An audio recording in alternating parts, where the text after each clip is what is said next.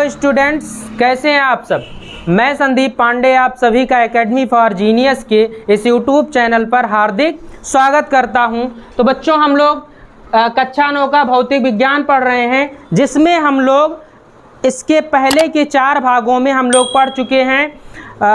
गति क्या है, गति की अवस्था क्या है, विराम की अवस्था क्या है, और फिर एक समान गति, असमान गति, सदिश राशियाँ, अदिश राशियाँ, उसके बाद में चाल, वेग, दूरी, विस्थापन, ये सारी चीज़ें हम लोग पढ़ चुके हैं। चाल और वेग में अंतर पढ़ चुके हैं, दूरी और विस्थापन में अंतर पढ़ चुके हैं, ये सारी चीज़ें हम लोग पढ़ चुके हैं। इसके आगे हम लोग पढ़ेंगे त्वरण।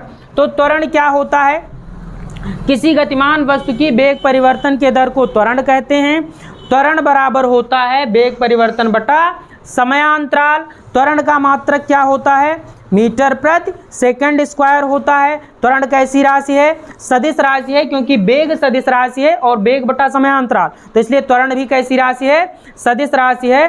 त्वरण धनात्मक, ऋणात्मक और शून्य भी हो सकता है। यदि किसी वस्तु का वेग लगातार बढ़ रहा है तो उसका त्वरण कैसा होगा? धनात्मक होगा। यदि किसी वस्तु का वेग घट रहा है तो उसका त्वरण कैसा होगा? ऋणात्मक होगा।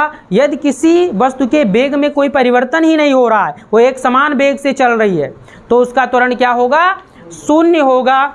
तो त्वरण की परिभाषा हम लोग लिख लेते हैं अब।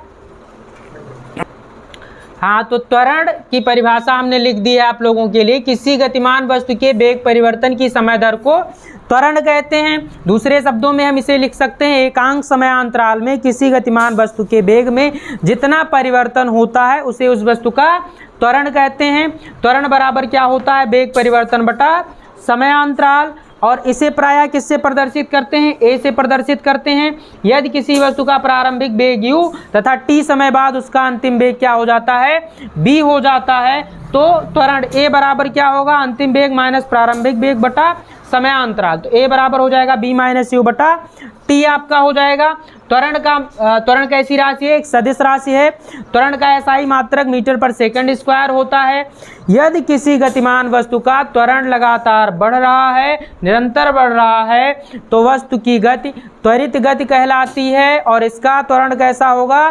धनात्मक होगा। यदि किसी गतिमान वस्तु का त्वरण लगातार घट रहा है तो इसकी गति मंदित गति कहलाती है और इसका त्वरण ऋणात्मक होगा।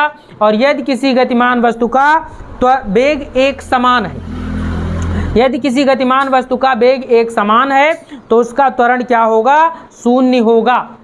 तो यहाँ पर मैंने लिख दिया है, त्वरण एक सदिश राशि, त्वरण का एसआई मात्रक मीटर पर सेकंड स्क्वायर होता है। यदि किसी वस्तु का वेग निरंतर बढ़ रहा है तो वस्तु का त्वरण धनात्मक होगा। यदि किसी वस्तु का वेग निरंतर घट रहा है तो वस्तु का त्वरण ऋणात्मक होगा। यदि किसी वस्तु का वेग एक समान है, माने ना घट रहा है ना बढ़ रहा है, तो त्वरण क्या होगा? शून्य होगा। यदि किसी गतिमान वस्तु का वेग निरंतर घट रहा है तो इसे मंदन कहते हैं।